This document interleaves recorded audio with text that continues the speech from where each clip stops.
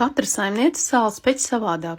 Ņemu piparu, smaržīgo piparu, lauru lapu un krustnagliņu, samaļu, jo svaigi meltām garšvielām ir pavisam cits aromāts. Garšvielas iemasēju speķī tikai virspusē. Tā es citus gabalus sagatavoju ar čili, ar persiliādu un ar ķiploku. Tā viena kantīte būs ar to īpašo aromātu.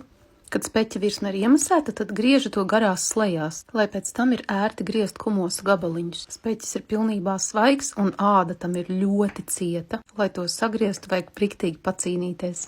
Kad tas ir izdarīts, tad sākam iesālīt speķi no visām pusēm. Neaizmirsti kārtīgi iesālīt arī ādu. Sāls strādā kā konservants, tas sargā speķi no patogēniem. Starp citu, saka, ka speķis esot vienīgā vieta, kur gaļā neesot parazīti. Neapgalvošu, jo nezinu, kā to pārbaudīt. Tādēļ drošības dēļ es speķi kārtīgi iemasēju un apberu ar sāli. Labāk, lai sāls ir pa daudz nekā pa maz. Saimnieks, pie kuras pērku speķi, saka, ka pēc 3 dienām tas ir ēdams, bet es turu vismaz 2 nedēļas drošībai. Un šo speķi es vedīšu kā cienestu radiem Ziemassvētkos. Kad speķis ir kārtīgi iemasēts, apvērts, tad lieku to lielā bļodā, pārsadzu ar sviestpapīru un virsū uzlieku trauku. Speķi lieku sālīties vēsā vietā uz balkona pieliekamajā leduskapī. Tad nedaudz pēc Ziemassvētkiem tas būs gatavs lietošanai. Speķis ir koncentrēts spēks.